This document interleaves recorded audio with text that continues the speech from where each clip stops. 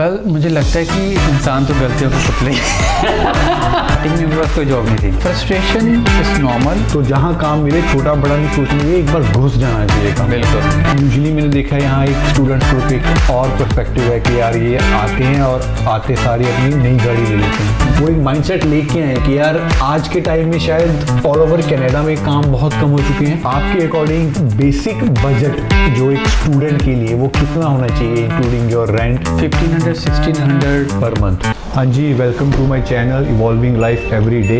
आज का vlog is a bit different और गलत नहीं होगा अगर मैं कहूँ आज का podcast is a bit different. As promised इस चैनल के थ्रू कनाडा की रियलिटी शेयर करूँगा। कनाडा क्या है वो आपके साथ डिस्कस करूँगा। This topic is really close to my heart क्योंकि इन सब लोगों की जर्नी के साथ पर्सनली कनेक्टेड हूँ। मैं भी इस जर्नी से गो थ्रू हुआ हूँ। ये जो लोग हैं जिनके बारे में मैं आज आप सबसे डिस्कस करना चाहता हूँ, दे आर रियली मिसअंडरस्टूड। जैसे सिक्के के दो पहलू होते हैं और शायद एक ही पहलू है जो हम सबके सामने लाया गया है इन लोगों के बारे में, और जो दूसरा पहलू है वो शायद इतने अच्छे से हम सबके सामने नहीं लाया गया। तो वो दूसरा पहलू जो है वो वही मैं आप सबके साथ शेयर डिस्कस करना चाहता हूँ ताकि लोगों को दोनों पहलुओं के बारे में पता चले। तो वो सब चीज़ें रियलिटी बेस्ड एक्चुअल स्ट्रगल वो सब डिस्कस करने के लिए आज मेरे साथ मेरे दोस्त मोहम्मद आसिफ हैं। हेलो भाई। हेलो आसिफ, कैसे हो? मैं अच्छा हूँ, आप कैसे हो? प्लीज़ बैठिए। Thank you. और आसिफ भाई की हाल है? मैं बढ़िया, तो सुना भाई। बस बढ़िया। सबसे पहले तो आपको रमज़ान मुबारक। मैं तो भी बहुत बहुत शुक्रिया। कौन सा रोज़ा चल रहा है? मेरा 11 चल रहा है अभी। तो आप सारे रोजे रख रहे हो है ना? हाँ अल्हम्दुलिल्लाह चल रहा हुआ है। तो ईद कब की है? ईद है यार 19 और 20th ऑफ मार्च की है। में मतलब एक महीना रोजे चलते हैं ना? बिल्कुल। और आप सारे रोजे रखते हो। ये मीठी ईद है शायद जो भी आएगी। अभी आएगी ईद उल फितर। हाँ उसको मीठी बोलते हैं। ईद उल फितर। और एक होती है बकर ईद। हाँ उसको ईद उल अदा भी कहते हैं। ईद उल अदा। हाँ। तो ये ईद उल फितर है और हाँ। ईद उल अदा हर साल दोनों आती है? एक साल एक आती है? नहीं, एक साल में 2 बार आती है। 2 बार आती है। तो ये इस साल की पहली ईद आएगी। हाँ पहली। चलो इंशाल्लाह ये साल आपके लिए बहुत अच्छा जाए। आपके लिए भी बहुत बहुत शुक्रिया। आसिफ, क्या आप हमारे व्यूअर्स को अपना एक ब्रीफ इंट्रोडक्शन देंगे? बिल्कुल बिल्कुल। मेरा बॉर्न हुआ है हिमाचल में और मेरा सारी एजुकेशन और ब्रॉट अप मैं जो भी हुआ हूँ वो मेरा चंडीगढ़ में हुई है। और जैसे मैंने डिग्री की है bachelor of education, bachelor of commerce, diploma in elementary education, तो ये सारी मैंने चंडीगढ़ से की है। और उसके बाद मैं कनाडा आया था 2022 में। चंडीगढ़ में कहाँ से किया आपने? मैंने पंजाब यूनिवर्सिटी, आपने शायद सुना होगा। अरे बहुत फेमस यूनिवर्सिटी, फेमस जगह से आए हो आप। तो आपने इंडिया में ऑलरेडी आपने 3 प्रोफेशनल डिग्रीज करने के बाद you decided to move to Canada? हाँ 2 डिग्रीज थी, एक डिप्लोमा था। जैसे हम ईटीटी। हाँ ईटी भी कह सकते हैं। अच्छा आसिफ, ये बताइए आपने 3 प्रोफेशनल डिग्रीज इंडिया में की, तो क्या आप उसी टाइम आपके मन में था कि मैं इंडिया एंड कनाडा मूव करूंगा, या आपको कुछ अपॉर्चुनिटीज प्रोफेशनल अपॉर्चुनिटीज वहाँ नहीं मिली, ट्राई करने के बाद आपने डिसाइड किया? क्योंकि बहुत से आजकल स्टूडेंट्स हैं जो अपने डिग्री बीच में छोड़ के मूव करते हैं कनाडा या और other countries for more better future. आपका क्या पर्सपेक्टिव था यहाँ आने से पहले? क्योंकि मोस्टली जब मैं भी आने के बारे में सोचता था और मैं दूसरों को देखता था, सब लोग बोलते हैं बस कनाडा ही जाना है। नहीं, मैंने ऐसा नहीं सोचा था। मैंने जब मेरी एजुकेशन चल रही थी उस टाइम पे तो मेरा कोई भी ऐसा ख्याल नहीं था कि मैं जाऊँगा। लेकिन फिर वहाँ पे मैंने अपॉर्चुनिटी मैंने और एक्सप्लोर की, मुझे कुछ मिली भी। फिर मुझे लगा कि हाँ कनाडा आऊँगा तो मुझे बेटर अपॉर्चुनिटीज़ और मिल सकती हैं जो मेरी एजुकेशन मैंने कर रखी है, तो इसलिए मैं फिर मूव हुआ। तो यहाँ पे आए हुए आई गेस 3 से 4 साल हो गए होंगे। हाँ अप्रॉक्सीमेटली 3 साढ़े 3। तो आपको वर्थ इट लगा कि मेरा तब इंडिया से मूव करना, और आज आप जहाँ पर हो, you are done with your studies in Canada, now you are working full time, you are working doing good job, तो डिसीजन में आपको कभी भी कहीं भी during this period, during this struggle, during your study लगा कि रिग्रेट, यार मुझे नहीं आना चाहिए था? That's a very good question. मैंने जैसे पहले ही प्लान किया था आने का, तो मैंने ये सोचा था कि मेरा ऐसा कोई रिग्रेट नहीं होना चाहिए फ्यूचर में, कि अगर मुझे नीचे वाली सिचुएशन मिल जाए तो मैं रिग्रेट नहीं करूँगा। तो अगर आप ऑलरेडी प्रिपेयर्ड थे कि मैं प्रिपेयर करके आया था, मेंटली प्रिपेयर था मैं इस चीज़ के लिए कि अगर मैं कनाडा गया हूँ इंडिया से और अगर मुझे कोई अपॉर्चुनिटी नहीं मिली तो मैं इस चीज़ का कोई रिग्रेट नहीं करूँगा। और अभी तक मुझे कोई ऐसी रब ने दी नहीं कि मैं रिग्रेट करूं। तो अल्हम्दुलिल्लाह अभी सही चला हुआ है ऐसे ही। आपका एक्सपीरियंस आज तक का कनाडा में मूव होना, लाइक आपके हिसाब से वो ठीक था? You took a good decision कि मैं मूव कर लूँ, कनाडा मूव हो जाऊँ? मुझे लगता है कि मेरा डिसीजन था ही नहीं, मतलब कि रब ने बनाए ऐसे रास्ते और आगे। आसिफ एक और बात बताओ, जब हम वहाँ से इंडिया से हम इनिशिएट करते हैं, जैसे अब नाउ आई डिसाइडेड कि मैं कनाडा जाऊँगा, तो कुछ एक्सपेक्टेशन ऑलरेडी होते हैं, हमारे बेंचमार्क्स होते हैं कि यार वहाँ जाऊँगा, यहाँ से ये अच्छा होगा, वहाँ पे सिटीज़ अच्छी होंगी, अच्छा लाइफस्टाइल होगा, लिविंग स्टैंडर्ड मेरा अपग्रेड हो जाएगा, अच्छी अच्छी गाड़ियाँ ले लूँगा। आपके माइंड में कुछ, अगर मैं गलत नहीं तो कोई फैंटेसीज, कोई ऑलरेडी प्री कंसेप्शंस कि यार मैं ऐसे कर लूँगा, वैसे कुछ सोच के निकले थे या? और तब जो आपके माइंड में था, अब now you are really in Canada, कुछ फर्क आया क्या? जो मैंने सोचा था वैसा नहीं हुआ या उससे अच्छा हुआ? मैंने ऐसी कोई मेरी फैंटेसी थी नहीं टू बी ऑनेस्ट, मगर मुझे एक्सप्लोर करना था कि न्यू कंट्री है कि हाँ, सब क्यूरियस होते हैं कि हाँ भाई एक नई कंट्री में आए हो तुम, तो कैसी होगी, अलग होगी, अलग लोग होंगे, माइंड में एक चीज है ना, कुछ ना कुछ होता है कि ऐसा होगा। तो मेरा एक्सपीरियंस भी अच्छा था, कुछ शॉकिंग भी थे, कुछ बहुत अच्छा एक्सपीरियंस भी था, लेकिन मैं अच्छे एक्सपीरियंस को मैं आगे लेके चलता हूँ, तो वो मुझे अच्छा ही था ज़्यादातर। तो आपकी जर्नी अब तक की काफ़ी अच्छी रही कनाडा में एज अ स्टूडेंट? मुझे लगता है कि उतार चढ़ाव ज़िंदगी में आते रहते हैं, तो मुझे लगता है कि अगर तुम्हारे उतार भी आ रहे हैं तो भी रब को याद करो, अगर तुम चढ़ाव आ रहे हैं कि है ना, तुम कहीं प्रोग्रेस भी कर रहे हो ज़िंदगी में, तो भी मतलब कि मुझे लगता है कि अल्लाह को हमेशा याद करना चाहिए, रब के भरोसे चलना चाहिए। बिल्कुल बिल्कुल, कुछ बातें उस पर छोड़ देनी चाहिए। कुछ नहीं, सारा कुछ मैं चढ़ के चले भाई, मेरा कुछ है ही नहीं। That's right. आसिफ, आप जो अभी सोच रहे हैं कनाडा आने के लिए, उनके साथ आप शेयर करोगे जब पहले दिन आप यहाँ आए आपको कुछ शॉकिंग लगा कि यार उफ, ये मैंने कहाँ पंगा ले लिया? बिकॉज आप अपने घर में कंफर्ट जोन में होते हो, आपको कोई काम नहीं करना, कोई खाने की दिक्कत नहीं है, कहीं रहने की दिक्कत नहीं है, और जब आप यहाँ आते हो आपको हर एक छोटी छोटी चीज़ के बारे में सोचना पड़ता है। मुझे जॉब कैसे मिलेगी, मैं कैसे रहूँगा, मैं खाना कैसे बनाऊँगा, मैं अपना फाइनेंस कैसे मैनेज करूँगा। कुछ ऐसा शॉकिंग लगा जो आपको लगा कि यार ये मैं वहाँ से चलते हुए सोच के ही नहीं चला, जिसके लिए मैं प्रिपेयर ही नहीं था? अगर प्रिपरेशन की बात करें तो मैंने पहले, जैसे आपको पहले बताया कि मैंने माइंडसेट बना लिया था, और मैं डायनामिक हूँ नेचर में कि मैं अडेप्ट कर लेता हूँ हर एक सिचुएशन को। तो मैंने सोचा था कि अगर मैं जाऊँगा तो कोई भी सिचुएशन होएगी तो मैं उसमें अडेप्ट हो जाऊँगा कि हाँ, अगर नहीं मिली जॉब तो भी मैं कर लूँगा स्ट्रगल, अगर मिली जॉब तो भी ठीक है, मैं कर लूँगा। तो आप अपने माइंड में वो चीज़ रख के नहीं लेके आए कि मैं नहीं, मुझे ऐसा मिलेगा, ऐसा होएगा, नहीं। तो मैं जाते सारी एक तो गाड़ी ले लूँगा और मैं ऐसे मज़े से घूमूंगा, प्लाजाज में घूमूंगा, वो सब एक्सपेक्टेशन आपके अंदर नहीं थी। ऑलरेडी प्रिपेयर्ड के जैसा भी होगा माहौल ऊपर नीचे मैं एडजस्ट कर लूँगा और मैं अपने आप को वहाँ प्रूव करके दिखाऊँगा। आखिर जब आप यहाँ पहली बार आए तो आप कहाँ आपने अपनी स्टडीज़ की, मतलब क्या कोर्स था आपका? कोर्स आपकी प्रीवियस स्टडीज़ इन इंडिया से रिलेटेड था?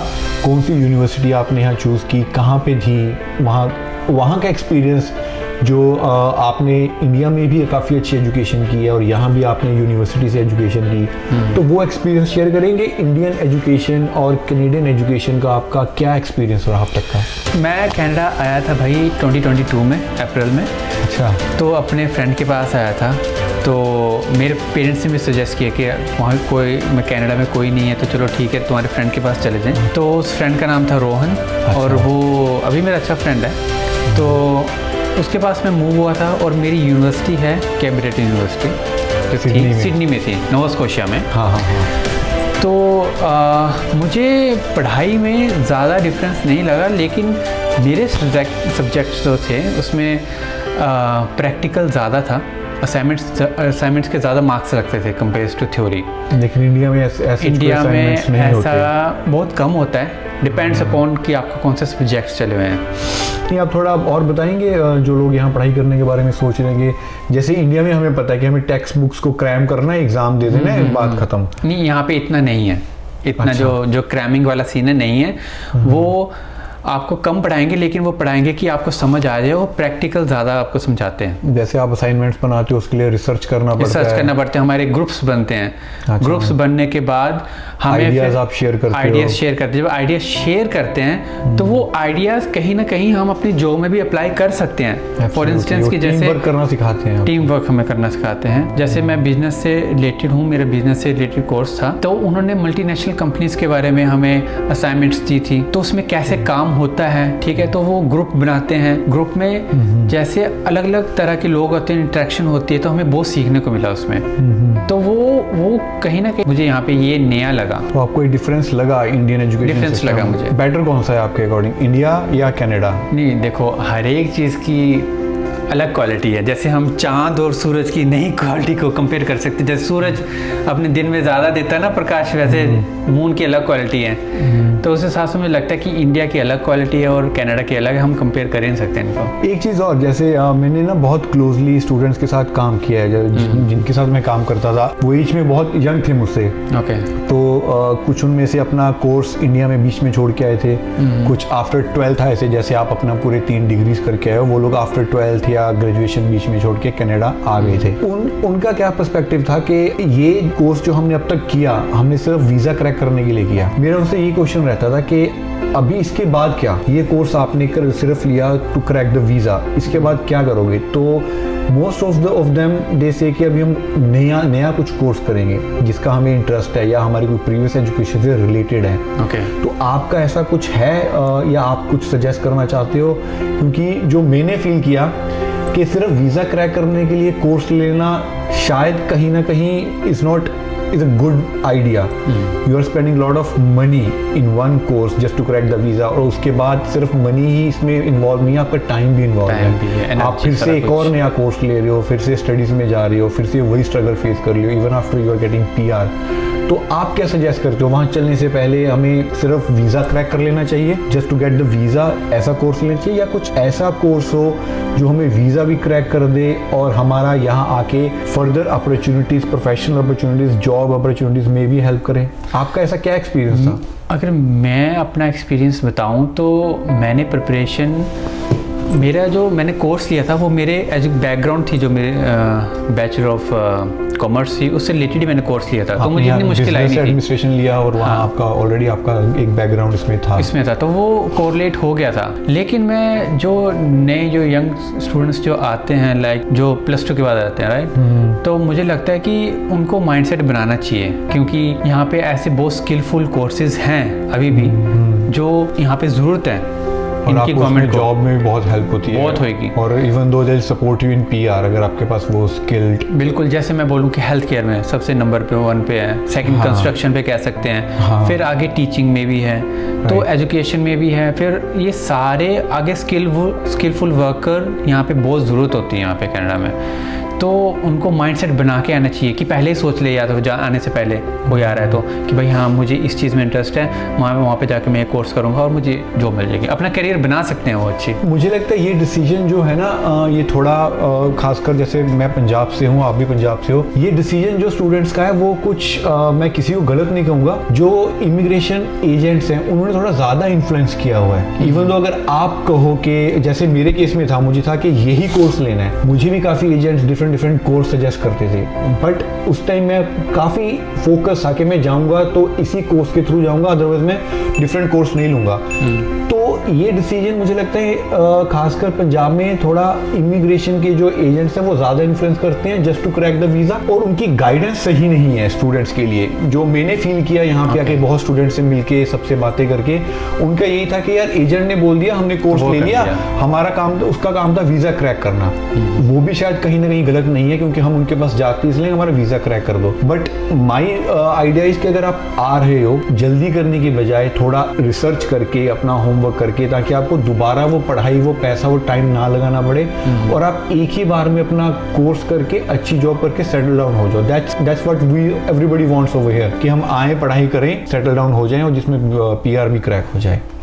एक और चीज़ आसू मैं आपसे पूछना चाहूँगा, ये मैं काफ़ी बार हर किसी से पूछता हूँ, जैसे मैं शेयर करूँगा, मेरा अपना भाई यहाँ आया था, उससे तब मैं इंडिया में ही था, और जब वो यहाँ से इंडिया हमें विजिट करता था तो मैं उसे पूछता था कि यार अगर तुम्हें चांस मिले तुम वापस इंडिया जाना चाहोगे?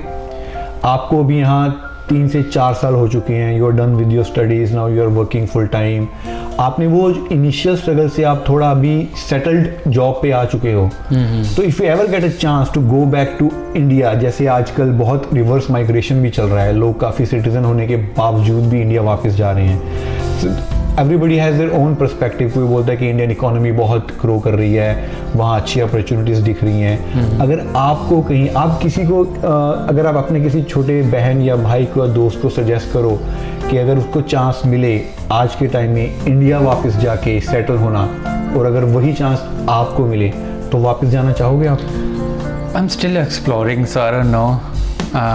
ऐसा कुछ आपके माइंड में आजकल रिवर्स माइग्रेशन का या मैं वापस जाने के बारे में नहीं सोच रहा? मैंने सोचा ही नहीं ऐसा कुछ, अगर जैसे रब ने लिखा होगा भाई, मैं तो कुछ आप आज तक यहाँ अभी अपनी इसमें जर्नी में सेटिस्फाइड हो क्या? आपको ये नहीं लगता कि मैं वापस चला जाऊँ? You are satisfied in your journey आज तक कि हाँ कि यार जो है ठीक चल रहा है? जैसे रब ने रखा ठीक है। तो जब आपने अपना वीज़ा इनिशिएट किया तो कुछ चैलेंजेस फेस हुए, क्योंकि पंजाब में cracking a visa for Canada is really big thing. मैं चंडीगढ़ में रहता था, हाँ, तो चंडीगढ़ में इंस्टीट्यूशन है, लेकिन जैसे पंजाब में है कि भाई बहुत ज़्यादा असं जाना कनेडा, वो वाला सीन नहीं है। हाँ।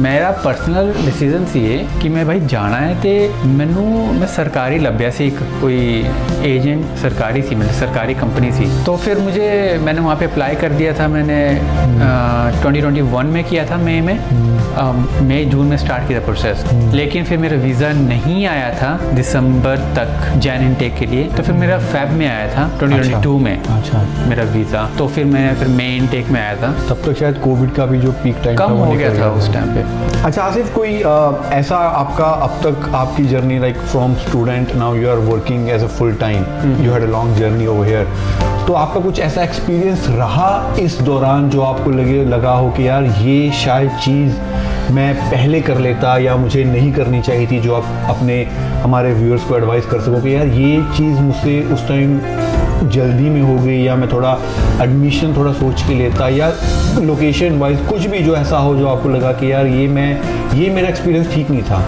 मैंने गलती की थी एडमिशन लेने में। वैसे मेरा एडमिशन हुआ था CBO में, सिडनी। जैसे मैंने बताया कि सिडनी और हैलिफैक्स अलग अलग जगह है। हाँ, और काफ़ी दूर है और सिडनी इतनी डेवलप नहीं है और वहाँ पे इतनी अपॉर्चुनिटीज़ नहीं है, लेकिन हैलिफैक्स में है, थोड़ी बेटर है वहाँ से, राइट? तो अगर मुझे लगता है कि अगर मैं सिडनी आने के बजाय डायरेक्ट अगर हैलिफैक्स में ही कर लेता, जो पहले अप्लाई कर देता, तो मुझे अच्छी अपॉर्चुनिटी मिल सकती थी वहाँ पे पहले ही।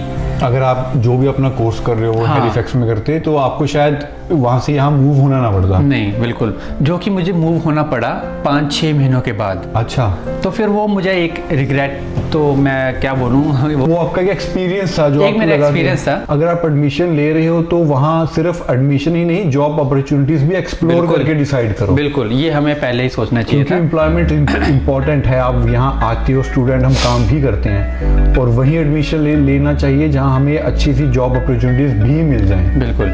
आसिफ, एक चीज़ बहुत ज़रूरी है जब हम लोग यहाँ आते हैं एज अ स्टूडेंट, तो हम जैसे अभी आप शेयर कर रहे थे कि आपको हैलिफैक्स आना चाहिए था for like more good opportunities as a student as well, तो आपको सिडनी में कितना टाइम लगा फर्स्ट जॉब क्रैक करने में? क्योंकि हम लोग जब घर से चलते हैं हमें एक चीज़ सबसे ज़्यादा दिमाग में जो होती है, वहाँ जाके सबसे पहले जॉब लेनी है ताकि हम अपने जो एक्सपेंसेस हैं वो बियर कर सकें। बिल्कुल।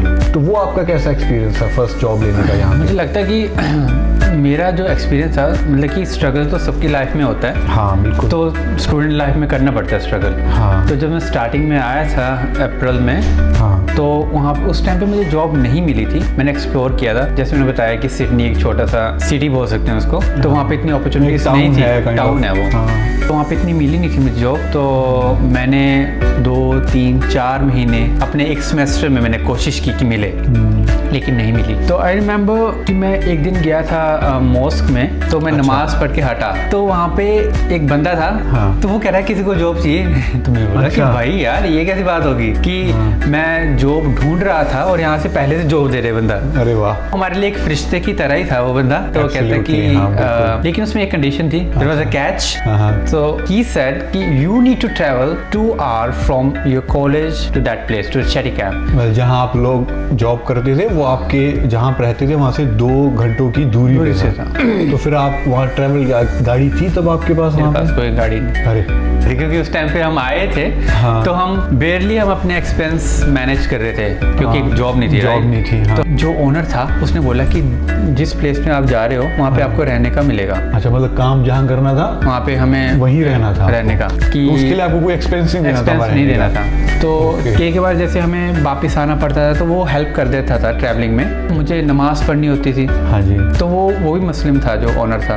अच्छा। तो उसने हेल्प की ट्रैवलिंग के लिए। वो भी नमाज पढ़ने के लिए हफ्ते में एक बार फ्राइडे को आता था सिडनी में। तो फिर वो 2 घंटे के जाना 2 घंटे के आना, तो वो हमारे लिए बड़ा अच्छा हो गया था उस टाइम पे। तो हमने 2-3 महीने वहाँ पे काम किया शेटी कैंप में। अच्छा। चेन्नई में Cheticamp, it's in Cape Breton. Okay. तो वहाँ पे हमने काम तो किया लेकिन हमने एक्सप्लोर भी बहुत अच्छा किया। मतलब आपने वो टाइम एंजॉय किया जिसे हम बोलते हैं कि स्ट्रगल था और जॉब थी, but you still enjoyed that. Struggle तो चलता रहेगा लाइफ में, लेकिन मुझे लगता है कि अगर तुम साथ में जी नहीं रहे हो तो उसका फायदा नहीं है। हाँ नहीं, दैट्स ट्रू राइट। हमें हर एक पल अब सीख भी नहीं पाओगे उससे। अगर आप कोई काम कर रहे हो और आपको उसमें मन नहीं है, कोई भी जॉब है, तो उसमें जो आप सीख सकते हो सीख नहीं पाओगे, राइट। तो आपने एंजॉय किया वहाँ पे पूरा? एंजॉय काम भी किया। हाँ। और वहाँ पे एक्सप्लोर किया। मुझे हाइकिंग का बड़ा अच्छा शौक है मुझे इस चीज़ का, और यहाँ पे बहुत अच्छी जगह है हाइक करने के लिए। तो फिर मैंने वहाँ पे एक्सप्लोर करके 2-3 महीने हमने वहाँ पे काम किया। फिर हम वापस आ गए थे। हमारा सेमेस्टर 2 स्टार्ट हो गया था फिर अक्टूबर में। तो आपने जो यहाँ स्टूडेंट को ड्रॉप मिलता है 3 से 4 महीने व्हाटएवर जो भी है, तो आपने पूरा वो फर्स्ट ड्रॉप ना वहाँ आपने काम किया? बिल्कुल। तो मेरे लिए वो अलग एक्सपीरियंस था कि ट्रैवलिंग का, और आप स्ट्रगल भी बोल सकते हो उस चीज़ को, लेकिन मतलब आपने उस स्ट्रगल को एंजॉय भी किया और सीखा भी बहुत उससे। सीखा भी। ये मैं भी मानता हूँ कि अगर आपको कोई भी काम है, यहाँ आके सबको ना सही, मतलब ऑलमोस्ट सबको एक नीचे से स्टार्ट करना पड़ता है। बिल्कुल। क्योंकि एज ए स्टूडेंट हम आते हैं, हमें फीस भी भरनी है, लिविंग एक्सपेंस भी है, सब कुछ है। तो जहाँ काम मिले छोटा बड़ा नहीं सोचना चाहिए, एक बार घुस जाना चाहिए काम। बिल्कुल। आसिफ, एक और बहुत इम्पोर्टेंट टॉपिक है जब एज अ स्टूडेंट हम यहाँ आते हैं, लिविंग कॉस्ट। क्योंकि जैसे मैं महसूस कर रहा हूँ खासकर हैलिफैक्स में, जब से मैं आया हूँ और मैं जितना भी मैंने इसको एक्सप्लोर किया या जो पुराने लोग हैं उनसे मैंने डिस्कशन की, लिविंग कॉस्ट हैलिफैक्स की बहुत बढ़ चुकी है। लाइक राइट आफ्टर कोविड से लेके अब तक लिविंग कॉस्ट, जैसे पंजाबियों की बात करूं, जो अगर मैं किसी से पूछता हूं तो हैलिफैक्स को वो आज मिनी टोरंटो या मिनी वैंकूवर भी बोलने लगते हैं। बिल्कुल। तो आपने अपना लिविंग एक्सपेंस वहाँ कैसे मैनेज किया? सिडनी में? हाँ, आप जब आप स्टूडेंट आए, जैसे मैंने आपको बताया कि स्टार्टिंग में मेरे पास कोई जॉब नहीं थी। हाँ, तो वो टाइम आपका कैसा था? उस टाइम कैसे निकाला? कुछ एक्स्ट्रा लेके आए थे कि हाँ अगर कुछ नहीं हुआ तो भाई ये वाला यूज कर लेंगे, है ना, पैसे। अच्छा। तो थोड़ा सा बैकअप था, तो हमने वो यूज किया 2-3 महीने जब तक। लेकिन हम जॉब भी ढूंढते रहे कि हाँ मिल जाए, राइट। तो वो एक अलग स्ट्रगल था। तो आपके अकॉर्डिंग अगर कोई भी यहाँ आ रहा है, जैसे आपने पहले बताया कि आपका ये एक्सपीरियंस थोड़ा अच्छा नहीं था, मैं कहूँगा कि आपने सिडनी चूज किया, आपको रादर हैलिफैक्स चूज करना चाहिए था, शायद आपको थोड़ी जॉब जल्दी मिल जाती, क्योंकि बाद में आप हैलिफैक्स ही मूव हुए। तो लिविंग एक्सपेंस भी आपका उस दौरान कोई आपको फ्रस्ट्रेशन, कोई रिग्रेट लगा कि यार 3 महीने हो गए, काम नहीं मिला, मैं कैसे निकालूंगा ये टाइम, क्या करूंगा? कुछ ऐसा आपने फील किया उस दौरान? इवन दो मुझे लगता है कि अगर हम कितना भी पॉजिटिव रह लें, कई बार ऐसी सिचुएशन आती है कि मतलब फ्रस्ट्रेट हो जाता है। एब्सोल्युटली, हाँ, राइट। ट्रू। तो फ्रस्ट्रेशन इज नॉर्मल। अगर तुम उस कहते हैं ना कि अगर तुम प्रेशर में कैसा बिहेव करते हो वो मैटर्स करता है। वो मैटर करता है, एब्सोल्युटली, तो राइट। प्रेशर था, हमने कोशिश की और अपने दिला भी दी भाई जो तो बस चला हुआ है अब। मतलब आपने वो चीज़ फ्रस्ट्रेशन फेस की यहाँ कि 2-3 महीने काम नहीं मिला और आपने फिर भी मैनेज किया। तो जो नए स्टूडेंट्स या जो नए इमिग्रेंट्स आए तो अपना थोड़ा वो एक माइंडसेट लेके आए कि यार आज के टाइम में शायद ऑल ओवर कनाडा में काम बहुत कम हो चुके हैं। हाँ। तो शायद वो चीज़ माइंड में ऑलरेडी रख के लेके आनी चाहिए कि हम जाएंगे तो 2 से 3 महीने हमें काम नहीं भी मिल सकता है। तो हाँ, वो एक ये बैकअप होना चाहिए सबके पास कि यार हाँ पैसा कहीं से नहीं आ रहा तो एटलीस्ट पीछे है जिससे हम अपना 1-2 या 3 महीने अपना रेंट, अपना ग्रोसरीज, बेसिक नेसेसिटीज वो हम बियर कर सके अपने आप से। आसिफ, एक और चीज़ जो मैं चाहूँगा आप शेयर करिए कि जैसे आपने अपनी लाइफ एज ए स्टूडेंट यहाँ स्टार्ट की, उस दौरान या आज भी आपके अकॉर्डिंग बेसिक बजट जो एक स्टूडेंट के लिए वो कितना होना चाहिए, including your rent, living cost? या अगर मैं हैलिफैक्स की बात करूं तो मुझे लगता है कि यहाँ पर जैसे आपने बताया कि मिनी टोरंटो और वैंकूवर जैसा बन है चुका है, राइट? तो यहाँ पे 700-800 पर private room is normal. Okay. फिर उसके बाद ग्रोसरी आप देख लें $300 और $400 something, depends upon how you eat, right? और फिर बिल्स हो गए, फोन बिल हो गया, यूटिलिटी बिल्स हो गए, तो ये अराउंड मुझे लगता है कि 1500-1600 अप्रोक्सीमेटली हो सकता है पर मंथ बेसिक। इसमें आप कार वार इंक्लूड करते हो या अगर कार इंक्लूड कर दो फिर तो औखा है। फिर बेसिक नेसेसिटी 1500 मतलब $1200 से $1500 में बेसिक नेसेसिटी पूरी हो जाएगी डिपेंडिंग अपॉन अगर आपके कुछ बहुत ज़्यादा लग्जरी खर्चे नहीं है, आपने गाड़ी अभी नहीं रखी या रखी है तो बेसिक कार रखी है जिसकी ज़्यादा EMI नहीं है, तो वो सब। यूजुअली मैंने देखा है यहाँ एक स्टूडेंट्स को एक और पर्सपेक्टिव है कि यार ये आते हैं और आते सारी अपनी नई गाड़ी ले लेते हैं। तो आपने एज अ स्टूडेंट ही गाड़ी ले ली थी या आपने गाड़ी कब ली, या आप क्या सजेस्ट करोगे कि यार अगर आप यहाँ आए हो? मेरा यही सजेशन है कि जो स्टार्टिंग में आता है ना, पहले उसको अगर स्टूडेंट आ रहा है, हाँ। मैं इमिग्रेंट्स और की बात नहीं कर रहा हूँ, एज अ स्टूडेंट अगर हम स्टूडेंट मैं अपनी एक्सपीरियंस बताता हूँ। तो मुझे लगता है स्टार्टिंग में आपको कोई ऐसा एक्सपेंस करना नहीं चाहिए। और कार का बोलूँ तो वो बिल्कुल भी नहीं करना चाहिए। पहले आप जॉब ले लें, फिर उसके बाद आप बेसिक खर्चे निकाल लें, ठीक है, फिर आप स्टडी कंप्लीट कर लें। मेरा पर्सपेक्टिव है कि वर्क परमिट में ले लेनी चाहिए अगर, क्योंकि अगर आप जॉब परमानेंट करना है या 2 जॉब करनी है आपको या फिर कुछ और भी करना, बिजनेस भी करना है, हाँ। मैं बिजनेस सजेस्ट करूंगा सबको कि एक बार अगर पैसा हो जाए आपके तो आप अपना खुद का बिजनेस कर लो। करना चाहिए, छोटा ही करें लेकिन करें भाई, मतलब कहीं से भी स्टार्ट करो, तो बिजनेस स्टार्ट कनाडा में आके आपको जरूर करना चाहिए। ऐसा टर्निंग पॉइंट कब आया जब आपको लगा हो कि या अभी आप फील करते हो कि चीज़ें पहले से अब बेटर हुई हैं? जैसे हम स्टूडेंट लाइफ पे थे तो उस टाइम पे हमारे एक्सपेंसेस बियर करने मुश्किल थे, हाँ, क्योंकि कम आवर्स में थे, राइट? तो फिर हमें लगा कि चलो ठीक है ये टाइम भी निकल जाएगा, अच्छा टाइम आएगा। जब वर्क परमिट आया तो फिर वहाँ पे हमें आवर्स मिले, फिर हमारे उस टाइम पे एक्सपेंसेस बेयर करना आसान हो गया, चीज़ें बेटर होना शुरू हो गई। हाँ, तो मुझे उम्मीद है कि आगे भी बेटर ही होएगा। तो मतलब जब आप स्टूडेंट लाइफ के बाद वर्क परमिट पे आते हो तो नेचुरली चीज़ें बेटर होती हैं, आप फुल टाइम करते हो, कोई वर्किंग आवर्स की रिस्ट्रिक्शन नहीं रहती। आप जैसे आपने बोला 2 जॉब्स करनी पड़े तो अब आप 2 जॉब्स भी कर सकते हो। कर सकते हैं। तो मतलब अगर स्टूडेंट या कोई भी इमिग्रेंट चाहे अपने छोटे मोटे शौक या जो भी शौक है वो एटलीस्ट उन्हें वर्क परमिट आने पर ही करने चाहिए, जैसे गाड़ी ऑब्वियसली अगर तुम्हारे घर पे कोई बैकअप नहीं है कि घर वाले से अगर तुम्हें पैसे नहीं मंगवाने, मोस्टली नहीं भेजते यार, हम नहीं भेजते अपने ऊपर ये वो एक ही फीस भर के भेजते हैं आपके लिए, तो दूसरी फीस स्टूडेंट सब लोग यहाँ निकालते हैं, लोन भी तुम्हें पे करना पड़ता है वापस। तो वो बहुत एक ज़रूरी चीज़ है। तो मुझे लगता है कि वर्क परमिट के टाइम पे ही तुम्हें सेविंग ही करनी चाहिए और चीज़ें भी तभी बेटर होती हैं। हाँ आसिफ, थोड़े अकॉर्डिंग इमिग्रेंट लाइफ का सब तो बड़ा मिथ की है खासकर कनाडा का? मिथ अगर मैं बताऊं, जैसे लोग सोचते हैं, जैसे हम एक बार कनाडा आए थे, लोग सोचते हैं कि यार भाई वहाँ पे तो पैसे लग्जरी लाइफ चाहते ही मिल जाएगी, हाँ, कोई स्ट्रगल है ही नहीं। लेकिन स्ट्रगल होता है। अगर तुम बिलोंग करते हो मिडिल क्लास फैमिली से तो स्ट्रगल है, स्ट्रगल ऑब्वियसली है और स्ट्रगल करना ही पड़ेगा, राइट?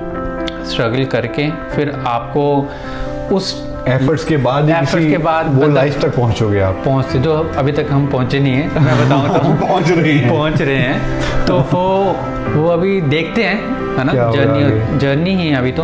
हाँ, बट जो एक कंसेप्ट है इंडिया में, जैसे मैं भी कभी जब इंडिया में रहता था बोलता था यार तू तो कनाडा ऐश करना है, वो एक मिथ है। मिथ है, obviously। कनाडा में ऐश नहीं, कनाडा में ऐश भी है, बट उससे पहले एक और जर्नी है स्ट्रगल की, जो तुम्हें वर्क फॉर इट। हाँ, you work for it, then you can earn the actual luxury life in Canada. तो वो एक मिथ है जो लोगों के दिमाग में हर बार चले, कनाडा का नज़ारे नहीं, कनाडा का मौज है। That's right, true. आसिफ, सबसे ज़रूरी और आखिरी सवाल मैं पूछूंगा आपसे, किसी को आज की डेट में आप सलाह दोगे कि कनाडा आने के लिए, अगर कोई जो भी लोग हमारा व्लॉग पॉडकास्ट जो देख रहे हैं, आप उनको सलाह देना चाहोगे कि कनाडा आना चाहिए या नहीं आना चाहिए? ऑनेस्ट, आपके अंदर ऑनेस्टली क्या वो एक चीज़ है जो आप कहोगे, जो आप डिसाइड करोगे यार नहीं आना चाहिए या आना चाहिए? I believe it's a beautiful country to live, और मुझे लगता है कि तुम्हें यहाँ पे अपॉर्चुनिटीज़ भी मिलेगी। अगर तुम जल्दी आ रहे हो तो it's better. If you coming early, like for instance if somebody just completing the +2 and then he और she is coming, that is better for him, right? Because तुम अपने इंटरेस्ट को पहले जान लोगे कि हाँ ये वाले स्किल्स मुझे करने हैं और यहाँ पे मेरे करियर बन सकता है। आपको टाइम भी ज़्यादा अच्छा मिल जाएगा, रादर देन जैसे आप और मैं अपनी एक ग्रेजुएशन वाला वो फेज़ वहाँ निकाल के फिर मैं तो फिर बहुत लेट आया। हाँ, मैं भी लेट आया हूँ। हाँ। तो मुझे लगता है कि जो लेट आते हैं उनका अलग बेनिफिट्स है। जैसे हम ग्रेजुएशन करके आए हैं तो हमें जॉब उस हिसाब से मिल जाएगी, लेकिन जो +2 करके आए हैं उनको पहले ग्रेजुएशन करनी पड़ेगी, फिर उनको उस हिसाब से करना पड़ेगा। स्ट्रगल तो करना ही पड़ेगा जो आए हैं, हर फेज़ में स्ट्रगल है। और इस कंट्री में मैं ये भी बोलता हूँ कि एक तो हो गया कि हाँ करियर, ज़्यादातर लोग आते हैं कि हमारा करियर अच्छा बन जाए, राइट, बेटर लाइफ के लिए। सेकंड, फिर उसके बाद होता है कि लाइफस्टाइल कैसे बन जाए। तो लाइफस्टाइल भी अच्छा बन सकता है अगर तुम फर्स्ट जो चीज़ है अगर तुम स्ट्रगल अच्छे से करोगे, राइट। और इसमें इन्वायरमेंटल फैक्टर भी एक बहुत बड़ा इम्पैक्ट है कि योर स्टैंडर्ड ऑफ लिविंग अच्छा इंप्रूव हो जाता है, इंप्रूव हो जाएगा। इन्वायरमेंट अच्छा है कंपेयर और भी कंट्री का। मैं सिर्फ इंडिया का नहीं बोलूँगा, इंडिया का अलग इन्वायरमेंट है और बहुत अच्छा है, बट इंडिया से फिर भी यहाँ पे जो एनवायरनमेंट है वो इट्स बेटर। एयर पोल्यूशन नहीं है, हाँ, ये सब चीज़ें, ये चीज़ें तो बोल सकते हैं कि हाँ है, लेकिन वो इंडिया वाला कल्चर हमें नहीं मिल सकता, नहीं मिलेगा, वो कभी भी नहीं मिलेगा। हाँ, वो कहीं नहीं मिलेगा। जैसे मैंने आपको पहले एग्जांपल दी कि मून और सन की कोई भी कंपैरिजन नहीं हो सकती, वो अपने टाइम पे अपनी ही रोशनी देते हैं, राइट। तो उस हिसाब से इंडिया और कनाडा का कोई कंपैरिजन नहीं है, लेकिन हाँ अगर करियर बेस में किसी को आना है, it's a good country to come, और आप अपने करियर में आगे जा सकते हैं इसमें। मेरा खुद का भी यही ओपिनियन है कि आपने जैसे कहा कि स्ट्रॉन्ग माइंडसेट से आना चाहिए, बिल्कुल। और ये कभी मैं सोच के मैं जाऊंगा और सेटल हो जाऊंगा, जाऊंगा और सेटल हो जाऊंगा में एक जर्नी है, बिल्कुल। वो जर्नी कवर करने के लिए आपका माइंडसेट बहुत स्ट्रॉन्ग होना चाहिए, और घर की याद आ रही है, ये सब चीज़ों को दिमाग से निकाल के अपना कंसंट्रेशन से अपनी स्ट्रगल करके करियर पे फोकस करके उसके बाद चीज़ें बहुत ईजी हो जाती हैं। हाँ, thank you so much Asif, आपने अपना पर्सनल एक्सपीरियंस, आपकी जर्नी शेयर की व्यूअर्स को, जो आपका एक्चुअल आपका रियल एक्सपीरियंस है वो आपने शेयर किया, मुझे बहुत अच्छा लगा। मैं उम्मीद करता हूँ आप सबको हमारा आज का ये व्लॉग या पॉडकास्ट अच्छा लगा होगा। अच्छा लगा तो लाइक, शेयर और कॉम्प्लीमेंट ज़रूर करिएगा। बिल्कुल करो भाई, बिल्कुल करो, बिल्कुल करो। बाकी फिर अगली बारी उदों तक रब रखा।